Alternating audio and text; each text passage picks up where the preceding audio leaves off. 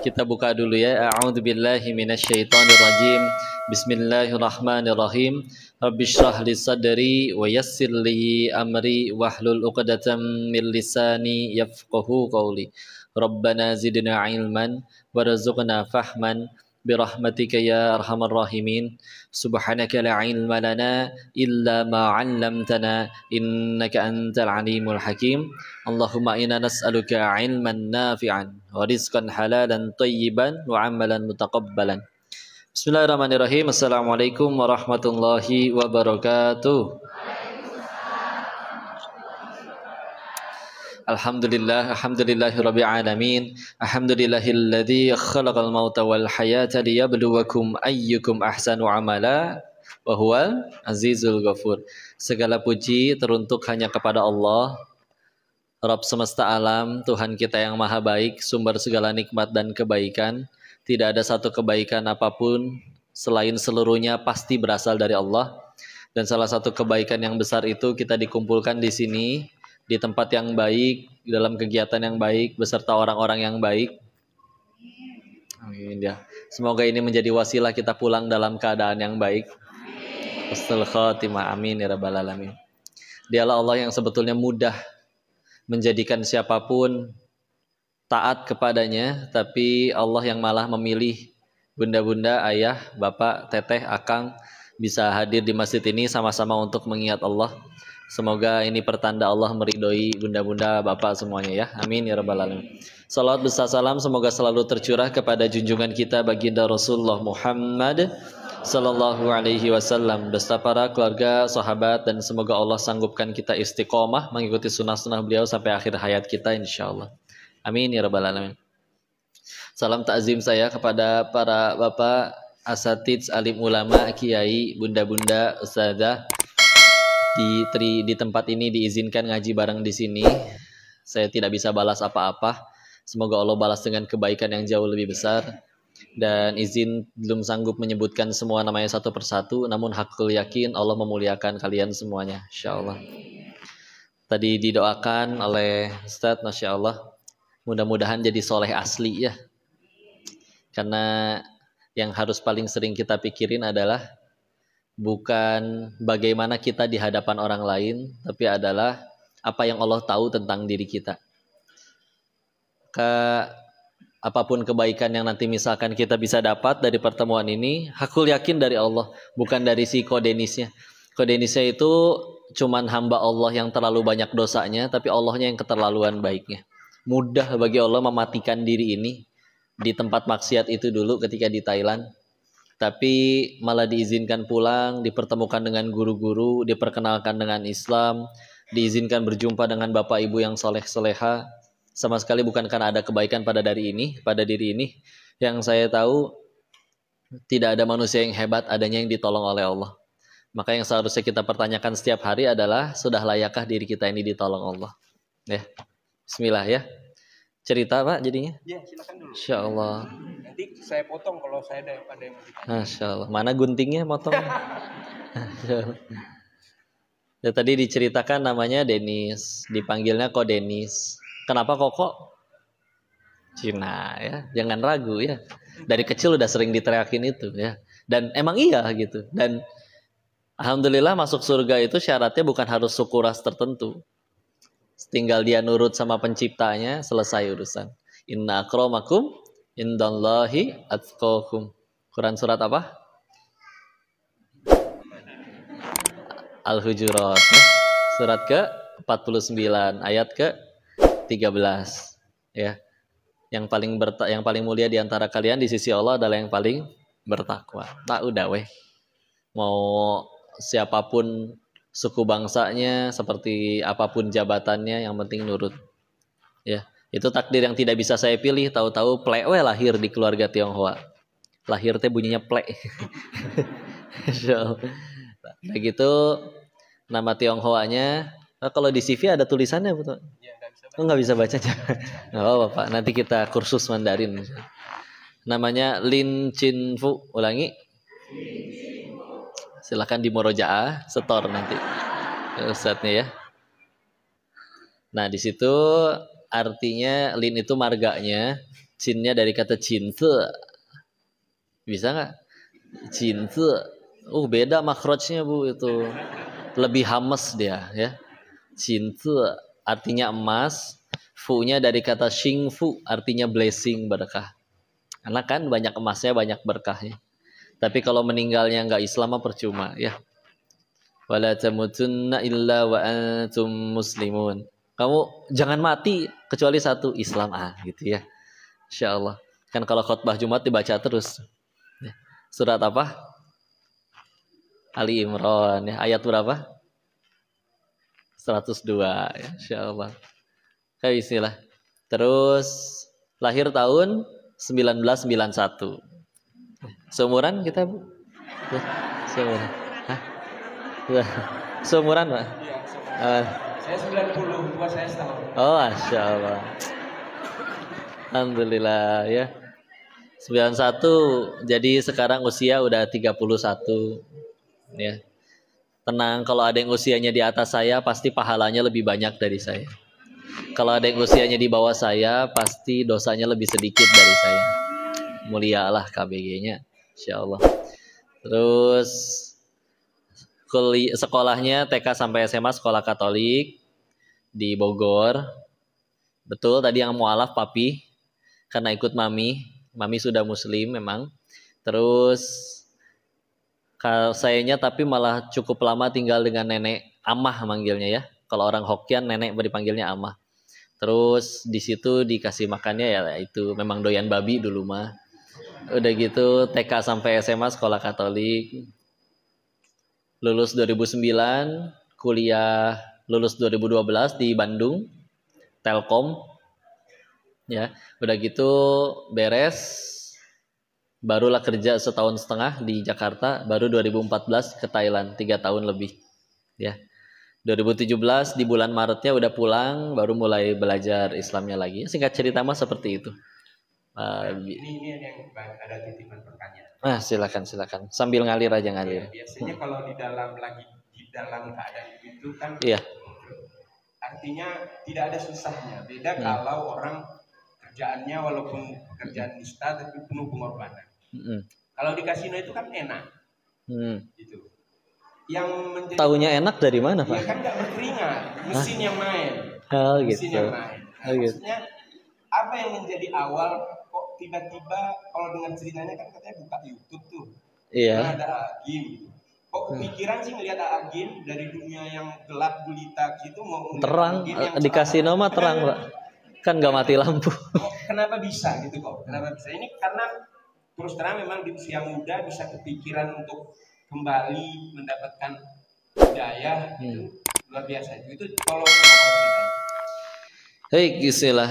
Karena yang saya tahu setiap orang pasti pengennya tenang, pengennya bahagia ya.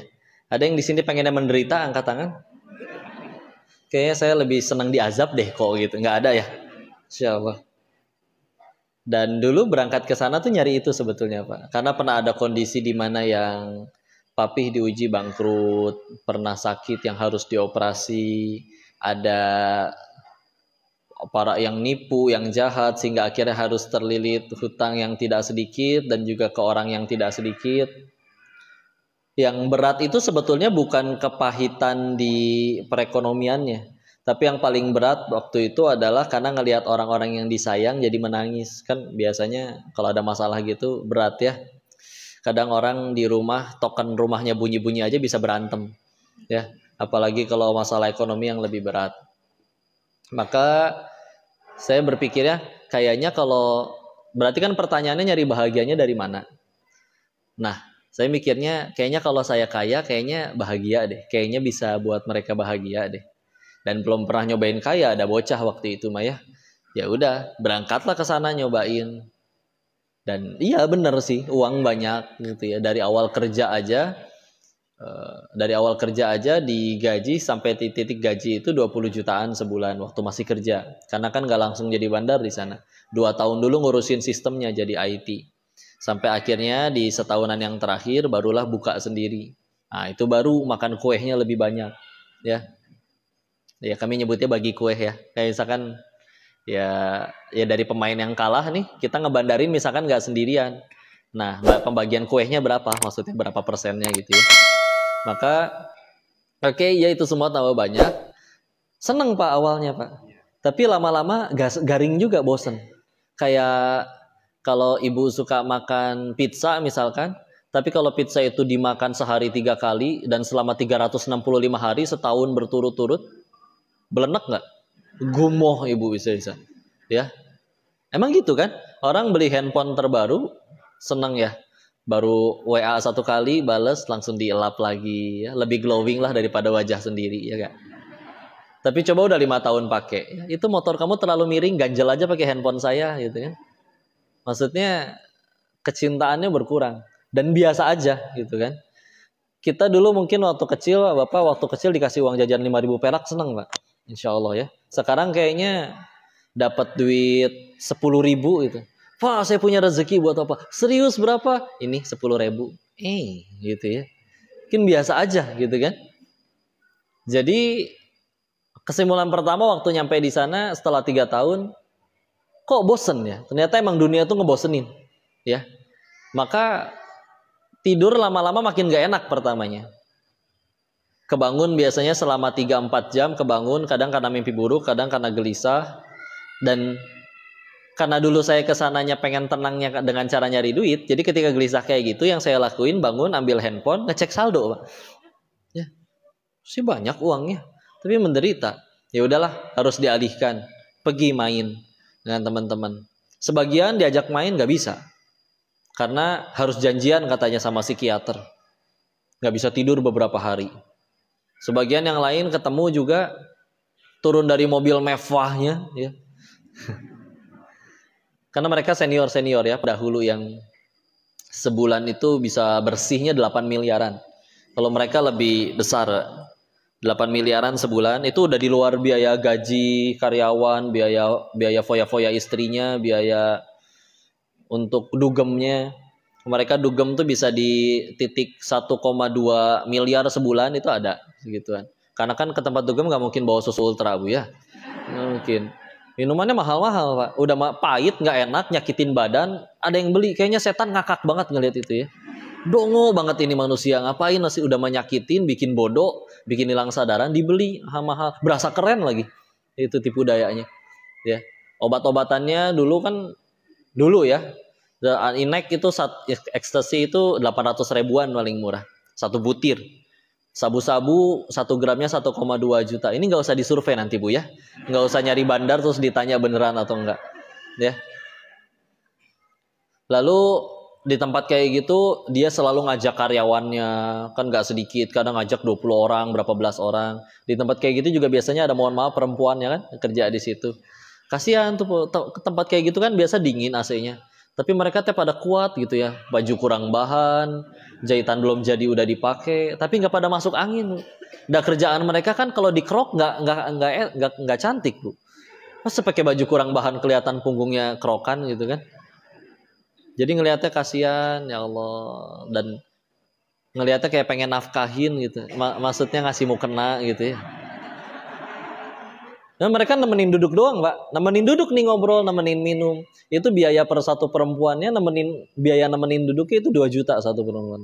Karena kan impor ya dari Uzbek, dari Thailand, dari Vietnam. Ya. Di situ di Mangga 2 di Sense tahu kan? Jangan dikasih tahu ya. Insya Allah. Daerah kota juga banyak. Nah lepas dari situ, itu selesai karena dia tuh dugemnya konsisten. Wah dugem istiqomah. Maksudnya rutin, saking rutinnya paling lama libur cuma 3 hari. Pasti udah pergi party lagi. Tapi kayak gitu. Turun dari mobil mewahnya dia pasti yang pertama kali cerita, aduh stres. Lama-lama aneh, pertamanya aneh tapi lama-lama enggak juga. Ternyata pas kayak pulang ke Indonesia ketemu teman pengusaha punya restoran 18 cabang, Pak. 1 cabang rugi, 17 cabang untung. Setiap kali ngobrol pasti yang dibahas yang ruginya. Gua stres nih bro, yang cabang ini selalu rugi. Padahal 17-nya itu bisa bikin dia ganti mobil terus, bisa bikin dia bisa jalan-jalan ke luar negeri. Tapi stres itu yang dipikirin. Segitu teh halal Pak. Komodi iya haram, apalagi ini haram ya. Maka tambah aneh. Ada lagi yang bisa, mereka untuk bisa tidur harus minum pil tidur. Sampai waktu itu mikir, ya Allah ternyata gampang tidur itu suatu nikmat yang luar biasa. Ya, kita mah di pengajian dia bisa tidur, Bu. Ya. Oh, pada bangun. Ya. Kalau saya mah bukan tidur, ini emang sipit dari sananya. Ya. Insya Allah. Udah gitu, oke, silakan. Pada waktu itu Ko Denis sebetulnya sholat nggak? Oh, udah sholat. Sholat ya? Udah sholat. Sholat. Judi-judi gitu ya? Enggak judi juga duit masuk terus, Pak. Ya, kan ya, bandarnya. Ko Denis tahu itu kan salah kan? Tahu, koruptor juga pada tahu kan itu salah. Iya. Begitu. Cuman jadi waktu itu saya sholat lebih kayak ngobatin perasaan bersalah lah. Seenggaknya pengen sok-sokan seimbang, padahal kan nggak mungkin seimbang juga. Udah mah sholatnya bacaannya balelol, nggak ngerti juga. Tapi seenggaknya ya gitulah, subuhnya mungkin 7:30. Ya kan jamnya nggak jelas, Bu. Saya mah kadang bangun mengawali hari itu bisa maghrib. Karena kan lebih sering bangunnya malam. Ya. Jadi kadang jam 9 pagi itu tidur tuh, Pak, atau jam 8, kebangun-bangun maghrib. Baru mulai makan. Itu serah saya kan yang punya, Pak. Kadang nggak ke kantor, kadang saya cuma jalan-jalan doang. Gitu aja. Jadi udah bangun sistem soalnya. Gitu ya. Ternyata punya uang banyak bisa bosan juga ya. Nyobain aja, Pak. Beneran bosan, Pak. Doain biar saya bosan dengan uang banyak. Enggak, emang gitu ternyata. Udah gitu ditambah lagi soalnya yang duitnya lebih banyak mereka lebih stres, Pak. Saya mah masih bisa tidur, dia nggak bisa tidur, Pak. Selain memang padahal ya dia konsumsi obat yang namanya sabu sih memang ya. Kan kalau sabu barangnya bagus tuh bisa 3 hari nggak tidur sama sekali. Efeknya, saya di sana nggak nyentuh obat sama sekali sih, nggak konsumsi. Karena saya tahu itu bikin bodoh. Dan saya ngerasanya dulu yang didapat di sana itu karena hasil mikir, ngerasa kalau saya yang konsumsi itu dan jadi bodoh, kayaknya bisa kehilangan itu semua deh. Jadi tapi masalahnya sekeliling tuh pemakai, jadi hafal pisan bagaimana efek dari setiap obat-obatan, ya. Sampai kadang mereka di dapur narkobanya, karena beberapa teman kan bandar juga, bikin sendiri lagi di dapur narkobanya sambil ngobrol, mereka udah gitu dipisah-pisahin jadi per gram gitu ya. Karena bikinnya sekali banyak, masak, mereka nyebutnya lagi masak. Cuman mereka sekali lagi tadi nggak enak katanya, bosen, jenuh lah gitu ya. Pertanyaan yang selalu muncul adalah saya mau sampai kapan hidup kayak gini. Kadang lebih anehnya lagi nanyanya, ngobrolnya, Pak, kok di ujung banget sih, Pak? Bisi tiguling. Ya udah. Saya tahu diri kan. Ini kalau di kursi mie ayam saya berdiri jatuh. Ya Allah ya. Masya Allah. Jangan di crop ya, Bu. Jadi kadang kami ngobrolin tentang kayak gitunya di tempat dugem, meja yang penuh dengan obat-obatan dan minuman keras, wanita menari. Tapi sambil kami udah menjelang udah mau tutup, yang kami obrolin sambil nyenggol, bro, kapan ya hidup kayak gini? Jenuh juga lama-lama. Enak pas lagi pakai obatnya mah party, udahannya bangun tidur gak enak. Apalagi mereka nyebutnya bekonde rambutnya. Jadi kalau misalkan ternyata barangnya kurang bagus atau minumannya kurang enak, bangun tidur tuh ada sakit kepala yang hebat di belakang kepala gitu. Kayak dipakein konde gitu, ketarik gitu. Ya, emang itu salah satu efek obat-obatan dan minum-minuman keras sih ya. Rasanya nggak enak, sakitnya luar biasa ya. Dan kayaknya enakan yang hidup sederhana di Indonesia, pulang ke sana lagi, tidur di rumah dikelilingin anak-anak, cucu yang pada berlarian di rumah yang hangat, di atas kasur hangat. Dan saya mikir, di Indonesia udah banyak yang kayak gitu. Cuman mereka nimbrung semua di ruang tengah karena nggak punya kamar. Ya, kenapa lu kayak gitu, bro? Karena mereka memang udah di dunia yang duit tuh nggak ada masalah, Pak. Kalau anak-anak kita bete, bingung mau ngapain, cabut paling ke warung, ya. Anak-anak mereka sudah di tingkatan setiap anak dikasih 1 mobil 1 supir, bosen, masuk browser, buka tempat online pemesanan tiket, berangkat ke Singapura. Nggak bawa baju, nggak bawa koper. Baju dan kopernya gimana baju gantinya? Ya beli di sana. Udah gitu buka hotel di sana. Karena benar-benar duit tuh nggak ada masalah bagi mereka. Punya kartu sakti bapaknya soal tuh, kredit card ya. Begitu udah selesai kayak gitu, jadi kadang dia mikir kapan saya ketemu sama anak saya terakhir juga udah lupa. Boro-boro ketemu anak yang kasur hangat apa segala macam dikelilingi anak cucu. Kadang sama-sama di rumah juga, kalau rumah orang kaya kebayangan Bu, kadang dari ruang tamu ke kamar aja harus naik angkot gitu. Saking gedenya itu rumah, ya kan? Hiperbola sih ini mah. Cuman kan saking gedenya Bu, kebayang kan rumah-rumah orang kaya tuh yang tiangnya aja nggak bisa kita peluk, saking besar diameternya. Rumah segede gitu, sibuk masing-masing, nggak tahu kapan interaksi dengan anaknya. Ada yang akhirnya tahu-tahu anaknya yang malah udah kecanduan obat-obatan itu juga ada. Ya, anaknya yang malah udah kecanduan judi juga. Taunya dari karyawannya, bos ini bukannya nama anaknya si bos. Dia main di website di kasino online-nya bapaknya sendiri. Ada yang gitu juga. Jadi akhirnya nyampe titik, oke, ternyata nggak cuma saya ngerasa kayak gitu, yang lebih kaya juga pengen berhenti, tapi kami tidak punya cukup nyali untuk meninggalkan itu semua. Ya, maka mulai ngelihat sekeliling, siapa ya pendahulu-pendahulu kita yang udah lebih awal gitu. Karena kan judi nggak ada sekarang doang, dulu juga ada puluhan tahun yang lalu. Bagaimana akhirnya mereka? Nggak ada yang happy ending ternyata. Ada yang akhirnya ya bangkrut mah banyak ya. Ada yang udah ditipu sama anak buahnya sendiri, ada yang benar-benar ditinggal anak istrinya kabur juga sama karyawannya, itu juga ada. Ada yang dia tetap kaya sampai akhir tapi anaknya mati overdosis, ada yang meninggal karena HIV AIDS, ada. Pokoknya nggak ada yang happy ending. Maka oke, nggak ada yang happy ending dan semuanya juga pengen ninggalin itu, balik lagi tapi kita nggak punya cukup nyali untuk ninggalin itu semua. Nah, video AA Gim itu adalah puncak di mana sudah yakin harus meninggalkan, tapi cuman butuh sedikit nih untuk ninggalin itu semua. Muncul video itu. Karena dulu saya ngerasa itu semua hasil dari kecerdasan saya. Jadi seperti menuhankan otak sendiri. Dan karena nggak ketemu teman seumuran yang lebih kaya dari saya, tidak ketemu sama orang-orang yang kadang ketemu sama yang lebih tua juga nanya nasihat bisnis dan yang lain-lain. Jadi ngerasa oke, saya pintar. Ya. Tapi si otak yang dibangga-banggakan itu nggak nemu jalan keluar. Kalau saya pulang dari Indo mesti ngapain? Ya. Kerja mulai lagi dari nol, bisnis mulai lagi dari nol, ya. Tidak punya cukup nyali, sudah terlalu cinta dengan uang sebanyak itu. Meskipun, tapi pas nerima juga bosen-bosen juga. Gitu. Udah sampai nggak ada rasanya gitu. Sama kayak kalau misalkan kita sekarang dikasih duit gopean perak juga kan ada perasaan gembira, enggak, kayaknya biasa aja, gitu kan. Maka ketika udah di titik itu, takut masalah rezeki, ya barulah datang kajian AA yang tentang bahas rezeki itu, yang tentang janin. Kalau kamu udah gede masih takut masalah rezeki, berarti kamu kalah sama janin. Janin itu di dalam perut ibu belum bisa ngapa-ngapain kok. Boro-boro ngomong, kerja, sholat. Tapi ibunya makan apa aja. Jadi itu si janin tumbuh besar, dia dapat rezeki berupa nutrisi. Pertanyaannya kan itu si janin yang pergi mencari rezeki atau rezekinya mendatangi si janin. Terus kamu udah gede, bisa kerja, bisa minta, bisa sholat, bisa sujud kepada Tuhanmu, segitu ragunya kepada Allah, segitu takutnya masalah rezeki. Terus ngedenger itu teh kayak, oh iya ya, itu teh kan bener, kayak digaplok weh itu mah Pak.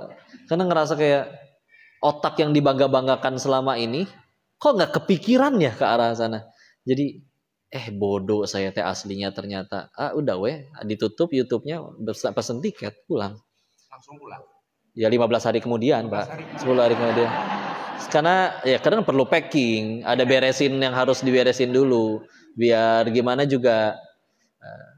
Jujur waktu pulang dari sana ada mungkin kalau ternyata yang di pulang dan ternyata nasibnya tidak baik-baik juga, menyiapkan sesuatu agar kalau nanti bisa tidak terjadi sesuai yang diinginkan, balik lagi ke sana. Jadi pisahnya baik-baik ya. Maksudnya menyediakan yang memang kalau izin saya menghubungi mereka lagi masuk ke sana lagi bisa mulai lagi Pak. Masih ada lagi, cuman malah gini jalannya. Dulu tuh nggak kepikiran kayak gini ketemu ibu-ibu ngobrolin tentang Allah. Pokoknya cuman pengen nyari tenang. Karena dulu nyari tenang itu ketika ngelihat mereka udah punya itu semua nggak bahagia juga, nggak tenang juga. Maka saya mikir, siapa sih jadi sebetulnya orang yang punya kebahagiaan tanpa batas dan tanpa alasan? Kesimpulannya waktu itu dua. Satu, anak kecil, sama dua, orang yang udah menemukan Allah dalam hatinya. Kita sama anak kecil tuh kalah karena ngelihat anak kecil kan, bayangin dulu deh senyum anak-anak ya. Lepas gitu kan. Senyum-senyum yang gak pernah mikirin cicilan ya. Senyum-senyum yang gak pernah mikirin token di rumah udah bunyi melulu gitu. Tenang aja gitu mah. Anak kecil adalah bukti manusia itu lebih mudah berbuat baik. Karena 5 menit habis benjol sama temennya, dia baikan lagi. Yang berantem, ibu ya. Nah, kamu habis benjol sama dia, kenapa main? Bagi anak kecil, benjolnya udah gak sakit, dia punya mainan aku suka. Kenapa aku harus musuhan sama dia? Sederhana kan? Dan salah satu alasan anak kecil itu lebih mudah bahagia, saya nyampe di satu kesimpulan bahwa anak kecil itu belum ada pesaing Allah di dalam hatinya. Kita makin gede, gini ya rasanya punya duit enak, gini ya rasanya punya jabatan enak, gini ya rasanya populer enak.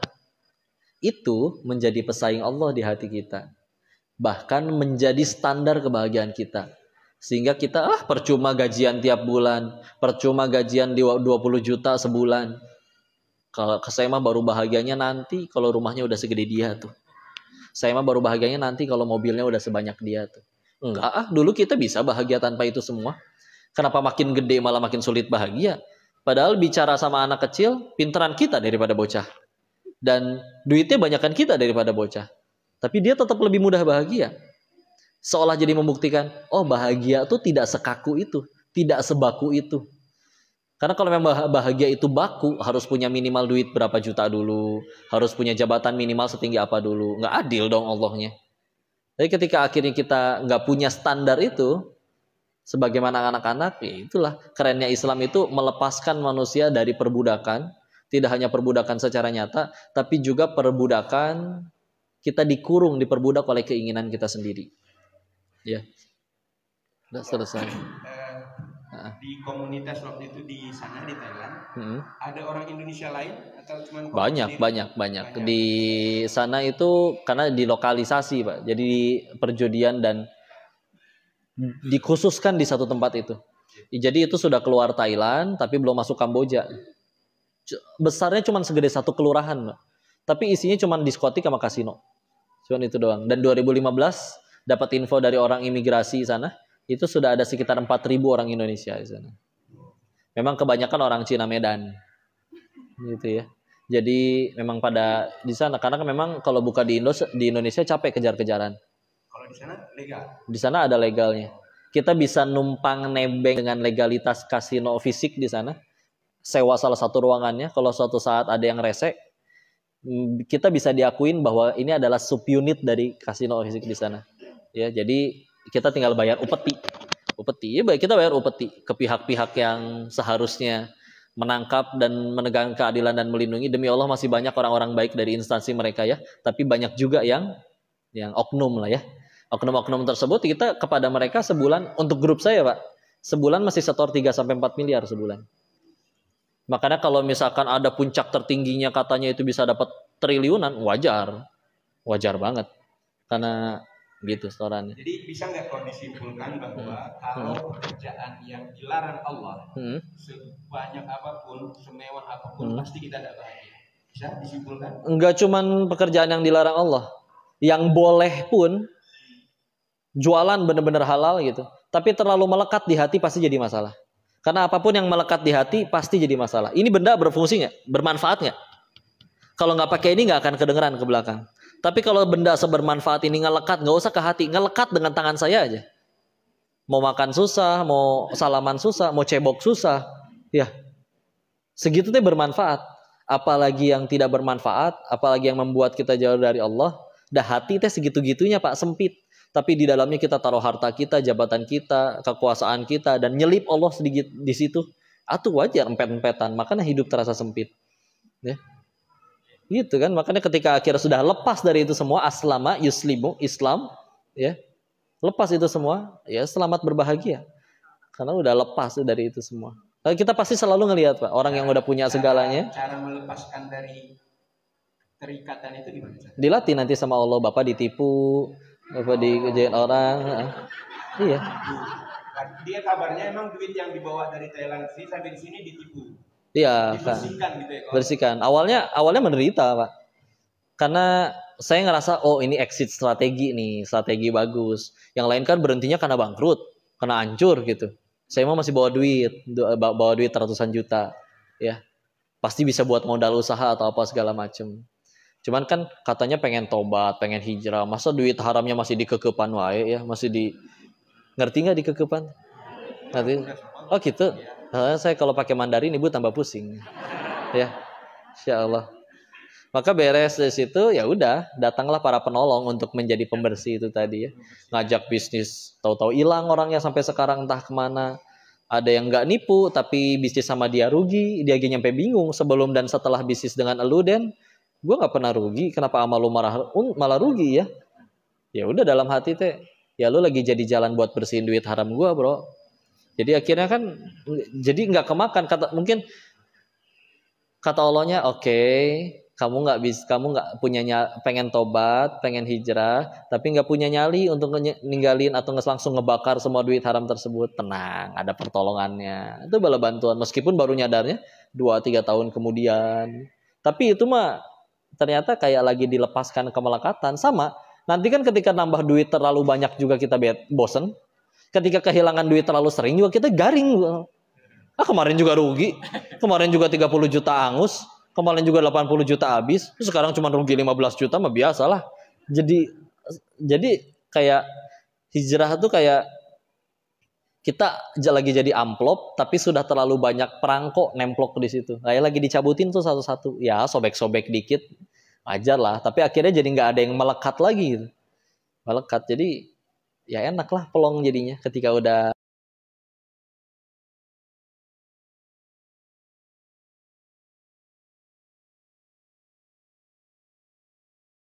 itu semua. Dan selalu kita diperlihatkan ada tuh orang yang nggak punya itu semua hidup tambah gemuk malah nggak ada urusannya ya. Jadi udah ya tenang. Kira-kira apa pesan yang bisa ditarik dari perjalanan sampai hijrah itu buat yang muda-muda terutama? Iya. Artinya kira-kira nggak usah nyoba-nyoba deh gitu. Atau dari kecil lebih bagus sebetulnya dekat dengan Allah. Oh iya. Makanya saya pengen berawal dari semua dengan yang kita semua inginkan. Tadi kan kita sepakat semuanya pengen tenang, pengen bahagia gitu ya. Karena tadi kita sudah sepakat nggak ada yang pengen menderita. Nah masalahnya silakan, mangga mau cari kebahagiaan dari mana aja silakan sana. Wallahi ujung-ujungnya bakal bosan dan ujung-ujungnya pasti nyari Allah. Pertanyaannya, kalaupun pengen nyari Allahnya nanti, kan Allah mahanya yang kok nanti aja tobatnya pas tua. Betul, tobat pas tua juga masih punya peluang diampuni saking Allah maha baiknya. Tapi kan pertanyaannya siapa yang menjanjikanmu hari tua? Maka kalau kita tahu ujung-ujungnya bakal nyari Allah, ujung-ujungnya akan kembali kepada Allah, mendingan jadi pilihannya dua. Mau nyari Allah sekarang atau Allah paksa dulu untuk mencari dirinya. Dengan pahitnya dunia, dengan pahitnya ditipu, dengan pahitnya apa. Enggak, udahlah. Karena kita akan selalu pernah menemukan orang yang katanya kayaknya bahagia dari jabatan, yang punya jabatan stres. Punya jabatan, Pak, nggak usah dibongkar seluruh kasusnya. Satu aja kasusnya kebongkar, diguling tuh. Ya. Apalagi nanti di hari akhir dibongkar segala-gala. Ya. Satu kasus di dunia bisa membuat orang kejungkal, Pak. Salah ucap sedikit, ya. Akhirnya terjadi penistaan secara agama, ngejungkal, Pak. Ya. Cuman satu kali salah lisan tuh. Pak belit jigongnya, keseleo lidahnya. Ya. Kayak udahlah ya, mendingan udahlah kalau pengen tenang udah cari Allah saja.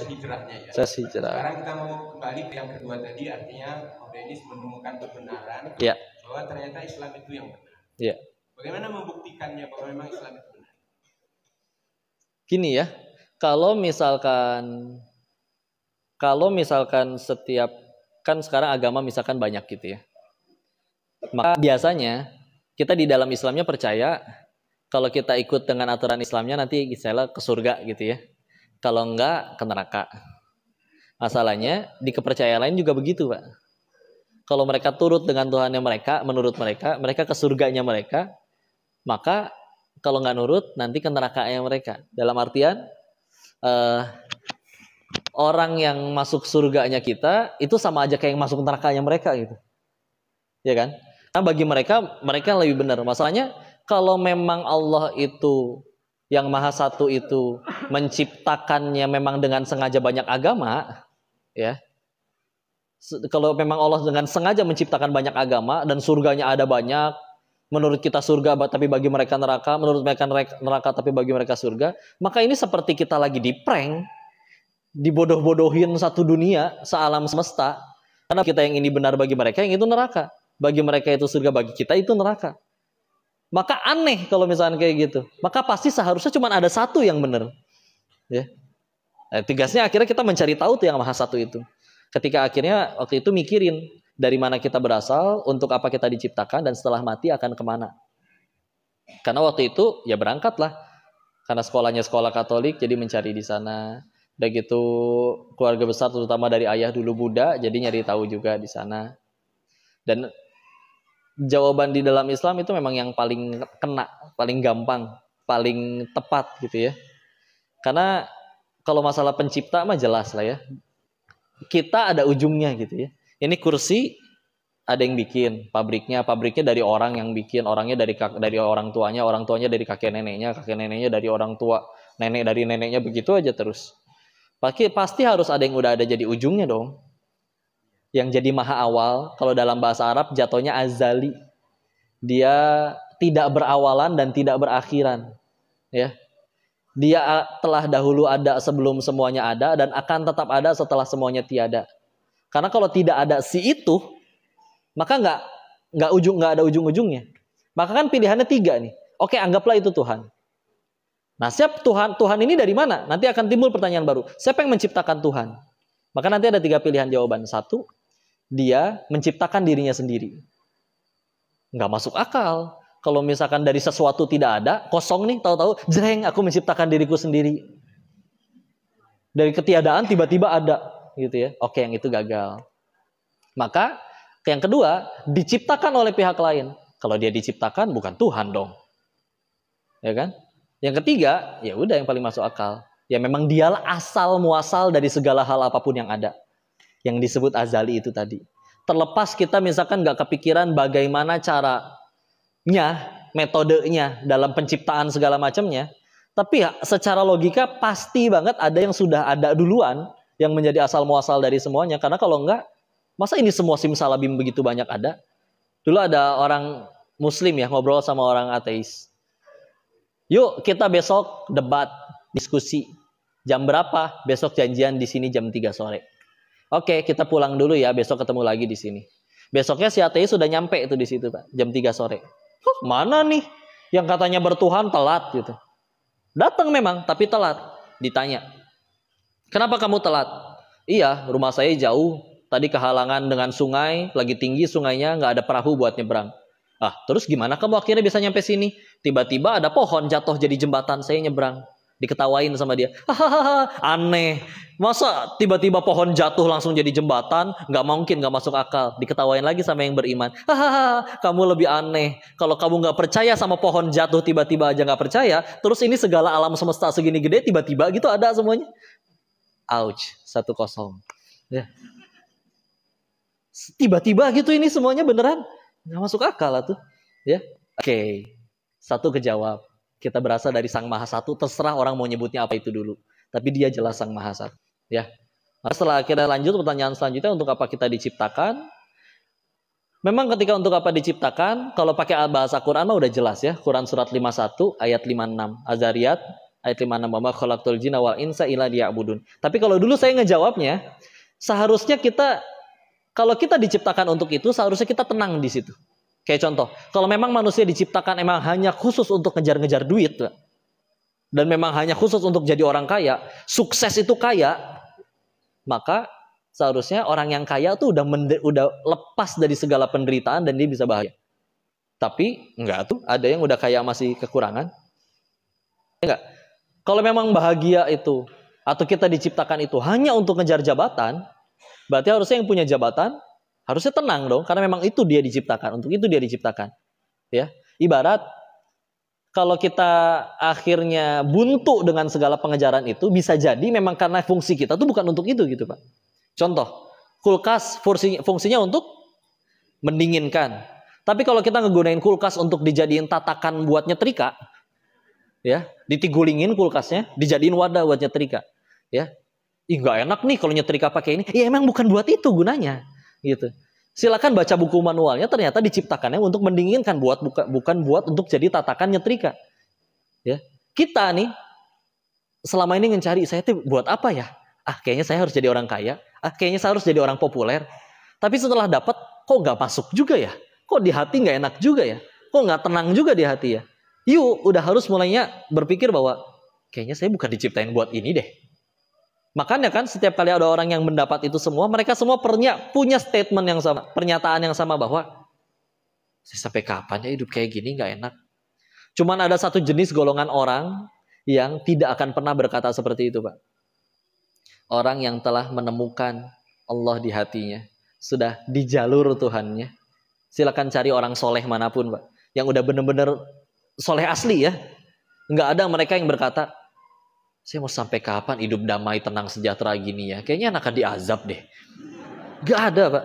Meskipun di kacamata orang, dia untuk dapat ketenangannya itu harus ninggalin jabatannya dulu, harus ninggalin perusahaannya dulu. Ya. Tapi enggak tuh, bagi mereka nggak menderita, tetap tenang-tenang aja. Maka ketika dulu saya mencari kebahagiaan untuk apa saya diciptakan, saya kira saya diciptakan untuk jadi kaya dan sukses, ternyata saya malah buntu. Saya kira, iya ya, yang nggak pernah akhirnya menderita dan protes dengan jalan yang dia pilih, cuman orang yang berhasil menemukan Allah. Saya mikir, ini nih yang belum saya cobain nih. Ya, udahlah coba yuk belajar gimana sih agama itu, Tuhan itu gimana sih, Allah itu apa. Ternyata benar aja, tenang, udah hidup teh. Cuman memang saya dulu waktu pulang ngebalik, Pak. Biasa orang ngaji itu kalau ada waktu luang, sisa beres kerja, beres buka usaha, beres buka toko, ada waktu sisa seminggu sekali ngaji. Kalau dulu dibalik, ngaji, belajar dulu, ada waktu sisa baru ngurus usaha. Pengen ngetes mati nggak saya? Karena udah nyobain, bener-bener dunia terus, tapi nggak nyari agama, nggak nyari Allah sama sekali di sana, nggak berhasil juga. Coba tes, Allahnya dulu yang dicari, dunianya ngiringin aja ngikutin. Enggak tuh, sekarang malah dikejar-kejar Bu sama dunianya Bu. Ya, maka oke, selesai. Berarti untuk itu diciptakan ya. Alasan orang ketika akhirnya kita ngejalanin sesuai buku manualnya, ibarat kulkas sudah digunakan sesuai buku manualnya itu untuk kedinginin, berjalan dia. Kita di jalan hidup ngejalanin sesuai gimana yang Allah pengen, enak gitu, plong enak, gak ada masalah. Lihat orang-orang soleh terdahulu, pahala lebih banyak, dosa terampuni, adapun cuma sedikit. Ujian lebih parah dari kita, tapi lebih baik, tetap jadi manusia yang lebih baik daripada orang kebanyakan. Nggak ada tuh yang ngambek, nggak ada tuh yang pundung. Ngerti pundung Bu? Kebayang kalau para nabi kita pundung Bu? Wahai Rasul, kenapa engkau tidak berdakwah hari ini? Ambung, kemarin dia diledekin melulu, sakit hati. Gitu ya.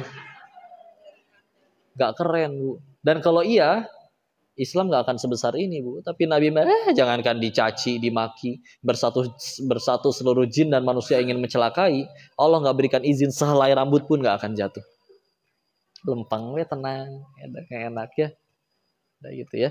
Setelah mati akan kemana? Udahlah. Ini mah bisa dijawab pakai notasi logika sederhana. Al-Quran itu bukan book of science, bukan buku pengetahuan, tapi book of science, pertanda. Buku, kitab yang muncul 14 abad yang lalu ini, hingga detik ini tidak terbukti ada satu kesalahan pun di dalamnya. Dan 80%-nya sudah terbukti benar. Seperti terbelahnya dua lautan, ya, tidak bersatu antara satu, padahal sama-sama air, ya. Dari mana proses penciptaan? Mana ada USG zaman dulu Bu? Tapi tahu tuh dari manusia itu dari nutfah lalu menjadi alaqah lalu menjadi mudghah. Dari setetes air mani lalu menjadi alaqah, segumpal darah lalu menjadi mudghah. 14 abad yang lalu yang ngomong. Ya. Sehingga aneh kalau itu adalah buatan Muhammad SAW, karena itu pasti datang dari Tuhan nih. Terlalu banyak itu kalau pengen dibahas. Jadi kalau misalkan memang 80%-nya dari isi Quran nih, 80%-nya sudah terbukti benar dengan segala penelitian yang baru terjadi beberapa puluh atau berapa belas tahun terakhir ini. Padahal itu sudah dari 14 abad yang lalu. Berarti tinggal 20% dong yang belum terbukti benar. Nah, sederhana. Kalau misalkan dari 100%, 80%-nya aja udah benar, sisa 20%-nya pasti benar juga. Ya.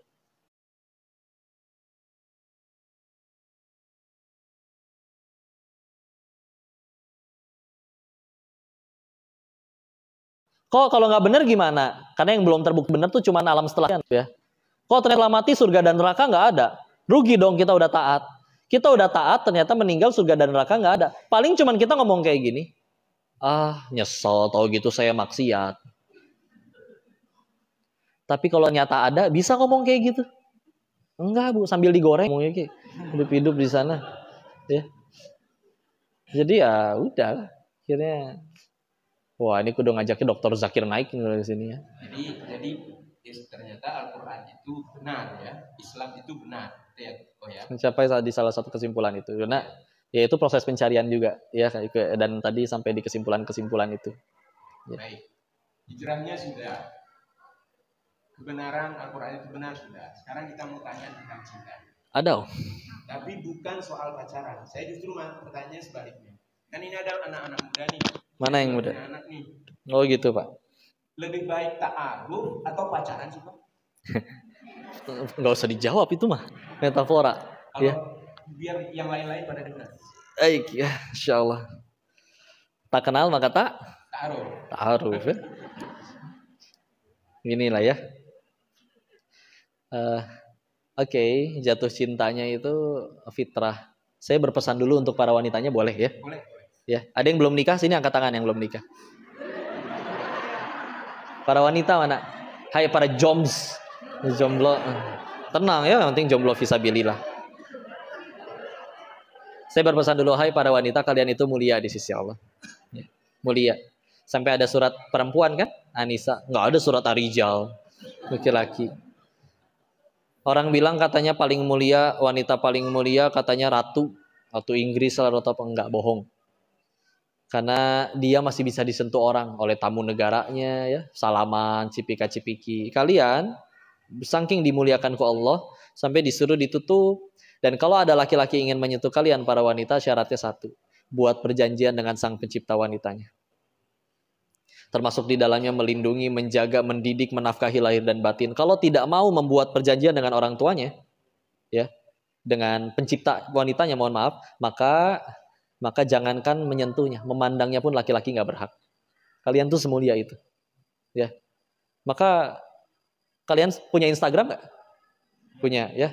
Maka kalau tiba-tiba Instagram kalian di DM oleh Song Joong Ki misalkan ya, atau misalkan 7 personil BTS mualaf semua, dan saking solehnya mereka hafal 31 juz, offset. Nah, dan mereka bersedia menjadi suami ke-1 sampai ke-7 kalian. Wah, mumpung ngayal lah, terserah lah. Mau berkata cinta seperti apapun, jawab dengan tegas. Halalkan atau tinggalkan, Mas. Tapi aku sayang sama kamu, Dek. Kalau sayang silakan, Bapak standby di rumah tiap pada Isya. Jangan lupa bawa martabak. Iya, tuh kudu modal ya. Tapi ngakunya sayang. Gini, kita sayang sama orang, pasti pengen selamanya dengan orang yang disayang. Betul? Masalahnya di dunia kan gak bisa selamanya. Akan terpisah jarak, terpisah maut. Allah telah menciptakan tempat untuk bahagia selamanya. Yaitu di surganya Allah. Terus dia ngakunya sayang, tapi gak ngajak ke surga. Berarti omong kosong. Ngakunya sayang, tapi gak ngajak ke surga, ngajaknya ke hotel berduaan. Modus. Ya. Ngakunya sayang tapi nggak berani nemuin walinya, cuman modusin anaknya aja di WA terus. Omong kosong. Ya.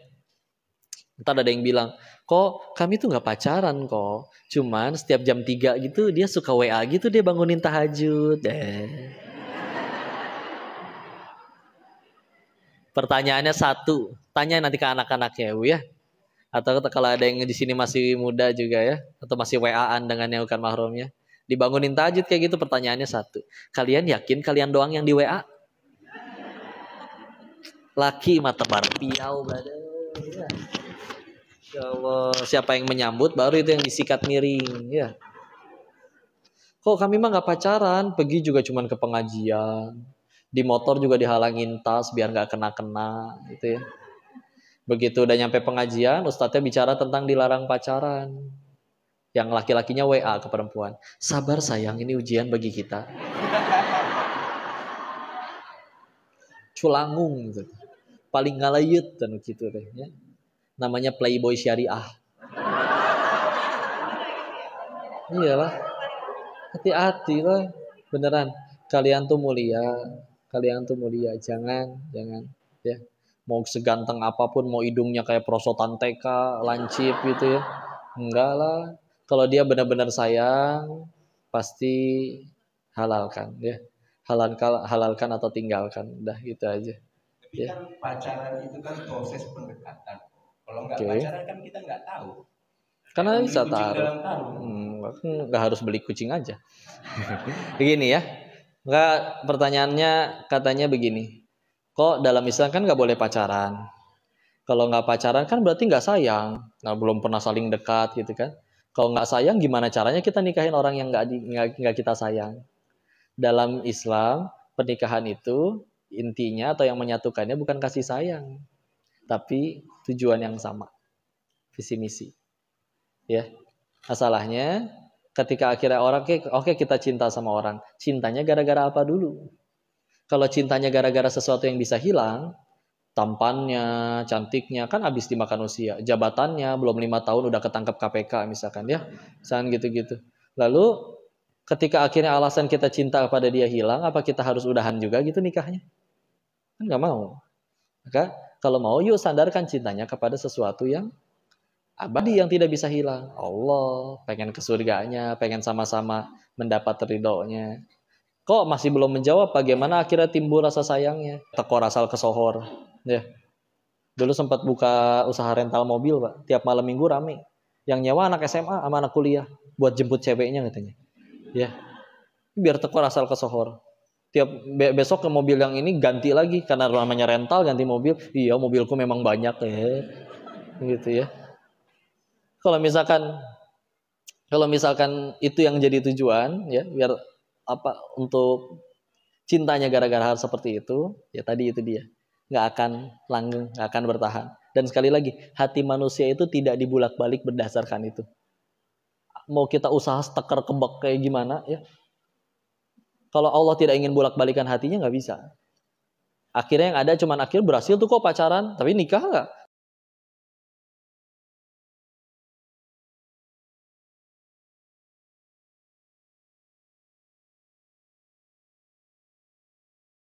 Ya, kalau ingat ke sana, maka urusan jodoh itu jangan kita sibuk mencari, tapi sibuklah menjadi. Karena hatinya dia dibolak-balikannya sama sang maha membolak-balikan hati. Tugas kita, layakan diri kita di hadapan sang pencipta jodoh. Kalau menurut sang pencipta jodoh udah layak, Allah kirimkan jodoh yang soleh-soleha. Jangan nunggu kaya dulu baru pengen sedekah. Sedekah dulu nanti Allah jadikan kaya. Jangan nunggu datang yang soleh-soleha dulu baru pengen soleh-soleha. Silakan jadi soleh-soleha dulu nanti Allah kirimkan pasangan yang soleh-soleha. Nah, gitu weh. Aman. Selesai urusan. Wabillahi taufiq wal hidayah. Kalau bagaimana ketemunya Bang Denis dengan Yunda sebenarnya nggak perlu kita tanya ya Bu, kan kita udah tahu ya. Belum kan mereka ini kabarnya sama-sama. Banyak pengen tahu ya Ibu ya, kepo. Nah, silakan tak ceritain sedikit loh ketemunya, singkat saja ketemunya. Ketemu Teh Yunda udah di pesantren, udah di Darut Tauhid ya. Di Bandung ya. Di Bandung. Ya. Dan tadinya dijodohin. Ada teman pesantren saya dikirimnya ke cabang Darut Tauhid yang di Medan. Yunda kan dari Medan, Pematang Siantar. Saya dikirimnya khidmatnya di cabang Surabaya. Udah jauh ya teh jarak Surabaya ke Medan teh 2000 km, Bu. Nyebrang laut, nyebrang pulau pula. Ya. Maka wah kayaknya nggak masuk dah. Jauh, terlalu jauh. Dan dua-duanya waktu itu ya belum memutuskan untuk menerima tawaran tersebut. Karena si teman ini jadi double agent dia. Nawarin saya ke Teh Yunda, nawarin Teh Yunda ke saya. Gitu ya. Dia yang paling berusaha gitu.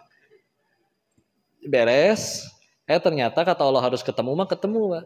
Kumpul Darut Tauhid se-Indonesia, Musyawarah Kerja Nasional. Sampailah di Bandung. Oh itu orangnya. Tapi dari awal dah emang belum ada niatan untuk ke arah sana dengan dirinya. Jadi ya udah cuma tahu oh itu orangnya. Yunda juga seperti itu. Ya. Dan kalau Teh Yunda ceritanya waktu itu teh udah kumpul semua rapat kerja nasional. Qadarullah saya teh telat. Atuh pusat perhatian kata Teh Yunda teh. Udah gitu udah mau telat, duduk teh depan lagi. Emang suka jadi depan saya mah. Ya. Tapi ketika akhirnya datang ya di situ qadarullah kata Teh Yundanya, kalau Teh Yunda cerita itu akhwat-akhwat yang lain tuh ceritanya kayak heboh gitu. Oh itu kan yang dari Thailand bla bla bla segala macem ya. Teh Yunda ngelihat itu biasa wae naon sih gitu ya. Kok jadi cowok caper amat katanya. Dan kan niat caper emang gitu ya udah beres dari situ. Wow, kenapa itu? Timingnya tepat banget. Ditambah lagi beres dari situ, waktu itu dihadiri oleh adenya Agi, Adeda. Nanya pertanyaan, kejawabnya ke saya, sama saya. Dikasih duit pula. Yang lain tambah, udah begitu, udah kondisi fisiknya seperti itu, pinter nyari duit lagi. Jadi ketambah istri. Teh Yunda makin, apa sih, biasa aja. Tapi kata Teh Yunda mah diliatin, pas akhirnya yang lain waktu break ngambil makan, yang lain mulai berbaur. Padahal tadinya tempat duduknya dipisah laki-laki dengan perempuan. Saya kata Teh Yunda ini nggak kok belakangan. Terus kalau nunggu sepi baru dia ini. Kalau papasan dengan yang lain jadi juga nggak disapa. Cenah mah nundukkan pandangan cenah mah. Padahal mungkin lagi nyari duit jatuh di bawah gitu ya. Tapi sebetulnya kalau pengen jujur karena ya gimana tuh saya tinggal di Thailand 3 tahun udah kebal Bu. Di sana kan bentukannya lebih belaka sadut Bu. Baju kurang bahan apa segala macam. Ngelihat yang kayak gini pada ditutup. Ya lebih mudah nundukin pandangannya gitu kan. Coba Pak, yang satu dibuka satu, kira-kira lebih mana yang dipelototin kan? Ya kan? Ya, udah ya walaupun menyesali di Thailand tapi ya udah dilatih di sana teh gitu ya. Jadi ngelihat yang di sana pada santri-santri, ya Allah, pada saroleha KB gitu kan. Kerudung segi 4, syar'i semuanya, Masya Allah. Ya, jadi udah weh, biasa aja gitu. Apalagi emang ya kertobat ceritanya mah lagi tobat, lagi ngaji di pesantren. Ya jadi nggak ada interaksi lah.